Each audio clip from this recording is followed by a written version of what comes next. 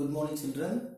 Today we are going to see the remaining topics of the lesson human resources. Okay, ma. So for today's class, everyone should have your book with you because most of the what topics we are learning is having graphs, and only when you are seeing and comparing the graph only you can able to understand everything. Okay, so keep ready with your book. And the first topic what we are going to see is patterns of population change.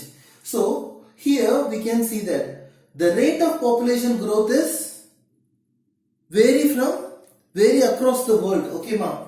This rate of population growth. Rate of population growth means what, ma? We can say that what the population level. For example, in India we are having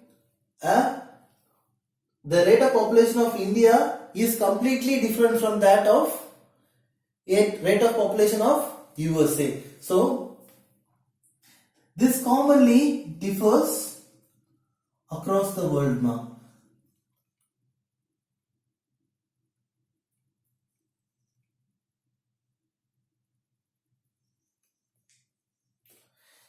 And the main thing is, in some countries there will be a good rate of population, and in many countries it is rapidly growing, and in many countries it is comparatively decreasing. Okay, ma. So commonly I said you that a population, the rate of population is commonly measured through three things, that is birth rate, death rate and migration, right? So here in most of the countries the death rate is high and the birth rate is low, and in some countries both the birth rate and death rate is high, and which leads to the population growth, and in some countries the number of birth is less and the number of death is high due to some nutrition problems or many other things. Okay, ma. So here for example we can say what in Kenya means, in Kenya, mostly in Kenya we will be learning in the later,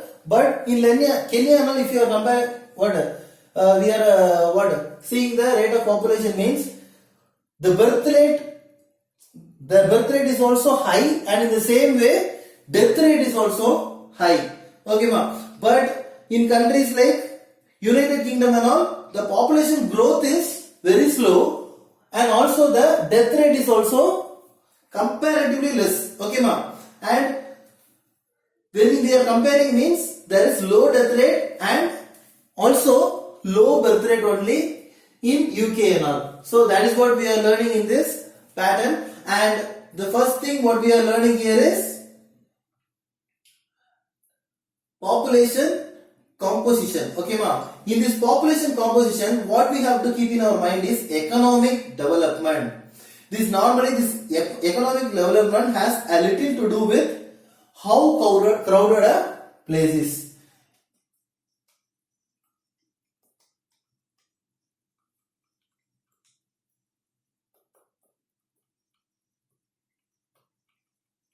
How crowded a place is. Because if there is much people, there will be much employment, and even some unemployment. Some people used to feel unemployed also. Most of the people will be working, and they will be automatically bringing progress and economic development to the country. So that is the main thing. And here we can see mainly the Bangladesh and Japan, ma.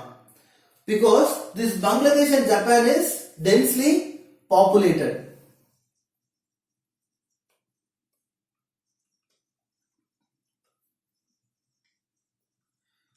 These countries are densely populated, and that is the one main reason for the economic development of these two countries, ma. And here Japan is more economically developed than Bangladesh. Why it is Japan is much economically developed than Bangladesh? Because even then both the countries are densely populated. Because the people of that area, not only the economic development means too much crowd can bring economic development, that is not the common thing, but it differs because even though there are many people, they vary in their age, sex, literacy level, health, education, and also occupation and income level, right? So it mainly considers that, for example, if most of the person in Bangladesh are what? Only the childhood people, right? The children of below 14 years is more number in that country, means they were what? As I already said to you, they are economically unproductive. And if the total number of working class people, if they are high in the country, means the economic development will be high. But if they are low and only the early childhood people and the old people above 65 years, means the country's automatically the country's economy will be down only, right? So that is the one main reason in Bangladesh development is lesser than the Japan. Okay, ma'am. And this population composition mainly refers to the structure of the population. Okay, ma'am. It mainly refers to structure of population. That we have already seen, right? Different age groups and different categories of the structure of population. And here the composition of the population helps to know common things. This population composition helps us to know how many males are there in a country, how many females are there in the country, how many people are literated, and what is their name, how many people have learned only till 10th standard, how many people have learned till master degree, how many people were doctors, how many people were engineers, and all those details we can easily know from the composition of population through census. Okay, ma'am. And even people can study the population composition of the country by looking at the population pyramid. Okay, ma'am. So the population pyramid is the one main thing that helps to know, for us to know about the particular country and the particular country's people and their development, and also their income status, and all those things we can learn through this population pyramid, or it is otherwise called as age sex pyramid. Okay, ma'am. So in your book you can take that pyramid. In that pyramid you will be seeing the bottom of the pyramid. From that bottom till high, the age group will be rising. From the bottom means 0 to 4 years, then 4 to 8 years, then 8 to 16 years. In that way the pyramid will be going, and the population level we can see clearly. For example, if it is wider in the bottom area, means for example, look, this is the pyramid, and here like this it will be moving like a step. So in the same way, if it is moving, means this will be the 0 to 4 years. So this is the birth rate. So birth rate will be higher, and if it is narrow in the top, means this is in the age of 60 to what? 60 to 65 or something, means automatically what? The death rate is very less, but the what? Birth rate is high. In this way we can easily analyze it. And the in-between area, this in-between area mainly comes under the working class. So the working class is much lesser than the birth rate, and it is little bit more than the death rate, means that shows us the economic development of our country. Okay, ma. So here we are having a pyramid now, in which what are the things it is mentioned, ma? The total population is divided into 5 to 9 years, 0 to 4 years, 5 to 9 years, 10 to 14 years, and 15 to 19 years. In the same way, every 4 years there is a small step like this, right? So in that way we can know from 0 to 4 years how much percentage of people is there living in our country, and next 5 to 9 years how much people are living in our country. So this is the main thing, right? So here the number of the children below 15 years are shown at the bottom, and that reflects the level of birth, as I said you before. And the size of the top shows the number of aged people above 65 years, and that reflects the number of death. Okay, ma'am. The population pyramid also tells us how many dependents are there in our country. So who are these dependents? There are only two group of dependents. That is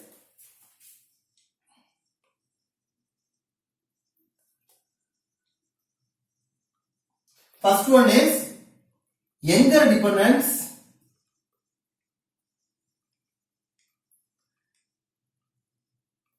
and the next one is elderly dependents.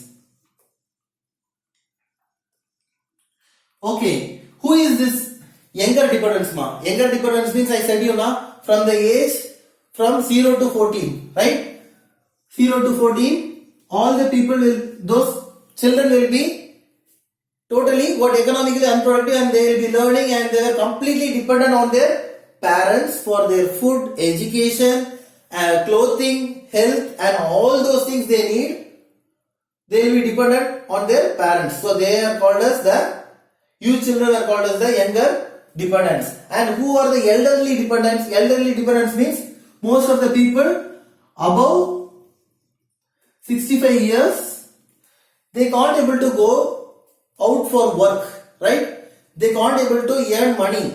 And in that old age, they will be taken care by their children. Taken care by their children and their relatives. And those people are said to be the elderly dependents. So these two dependents are the main people. Because of them there is no economic development, but after these younger dependents, if they are coming to the next level, that is working class, means they were completely productive. So this period is we can't able to say as the growth of the country, right?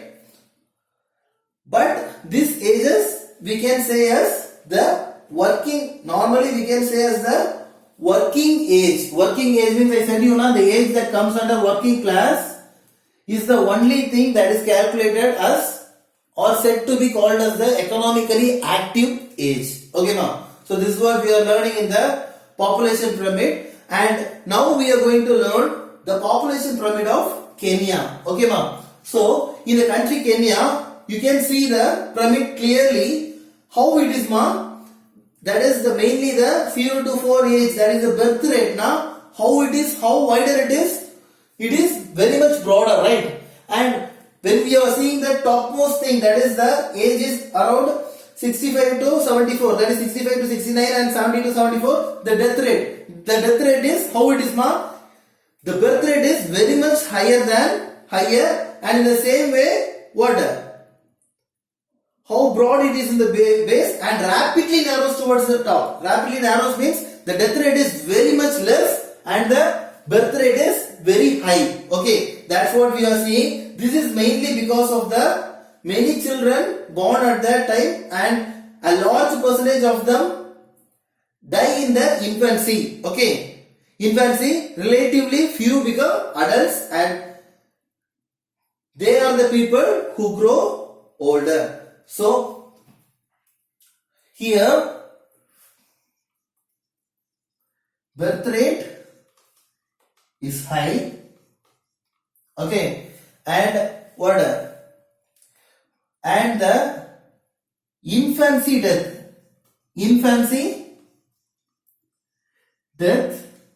is also high. That is the reason these children cannot able to grow up and they become elder. If they are moving from the childhood to till their elderly age, means the growth of the what ratio will. You can see in the graph also the gradual moving up of the graph, but it is completely wider and broader in the below area, and it is gradually narrowing up, and it is highly getting narrowed in the top. That is only very few people are growing older and many of the people are dying in the infancy stage itself. That's what we are learning in Kenya. Okay, ma'am. And what we are seeing in the case of India, ma'am. In India, we can see gradually there is in the graph of India, we can see that the birth rate is not that too much higher, it is somewhat what normally there, and in the same way what infant death is also very less, so that most of the infants survive to adulthood. And finally we can see that in the top what the death rate is also normal, and in the elderly age people are also very less. Okay, the death rate of the elderly people also very less. Okay, so that's what we are seeing here, and we can see like this in our country the death rate, especially among the very young age, is decreasing. It is not completely, we can't say that there is no death rate in the young age. It is there, but it is not too higher like Kenya. Okay, ma'am. And the pyramid is broad in the younger age. That only you have to keep in your mind. That is, the working class is the younger age, right? It is broad there, and the pyramid is broad in the younger age group. Now, that is the one main reason that shows that infants survive to adulthood without dying. And also, what such population contain a relatively large number of young people, which makes, as I said you already, if the working class people are more in one country, means automatically the country will become strong, and also it will be expanding the labor force, right?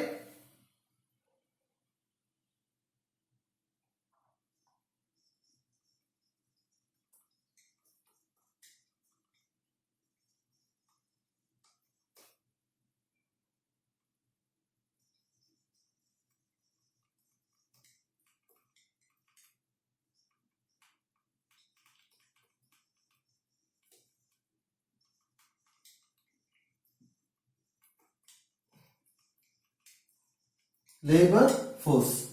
So in our country, working class people are more in number, and that is the one main reason our country is getting strong, and it is expanding the labor force in our country. Okay, ma'am.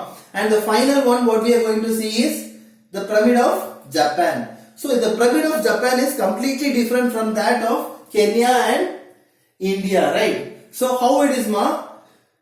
Here we can say, see, very less, that is the birth rate is also low birth rate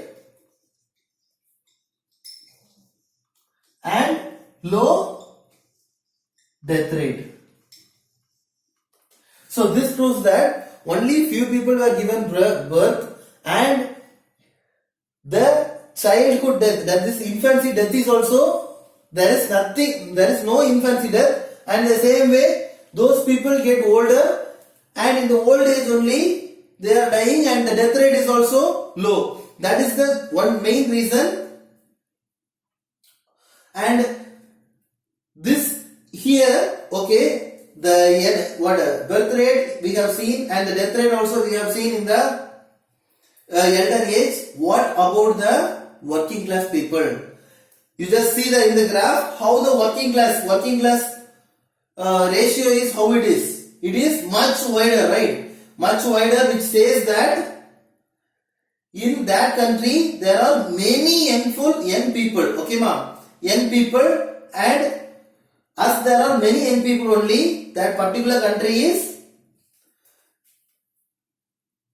skilled, hopeful, young people are there in Japan, and that is the one main reason they are endowed with positive outlook, right, ma? Positive outlook for the future of their nation. So this is how we see that nowadays we used to feel that Japan is a country, very small country, having very less people, but how the development of that Japan is much more than that of other countries having much population. You will be having the doubt now. This doubt can be easily cleared by this pyramid graph, that it shows that only low birth rate is there, and low death rate is there, and high technology and everything is there, and there is no people having their nutritious diseases and all, and the young people means the working class people are more in number, and that is the one main reason. These people are well skilled and hopeful, and even this young people are more in number and they are energetic and they are not having disease. That is the reason they are having a positive outlook to bring up the future of that country in the world. Okay, ma'am. So this is what we are learning in this human resources lesson, and this is how the lesson gets over. So I just want you all to read the complete lesson, and you have to what you can compare the population rate from that we have seen in this year, in this one, according to the census of 2011. You can just see what is the last taken census and what is the change that we are having from 2011 to now in 2021 20. Okay, so 21 also it is not taken, might be. So you can see whether it is taken, what is the last year it is taken, and you can check in at all those things related to this, all those current things that related to this lesson. Okay, so you collect it, and in the next online class I will be asking you the questions, and also you try to prepare for a test, Mitra test on this lesson, human resources, and also the other lesson what we have learned previously. Okay, ma'am. Thank you.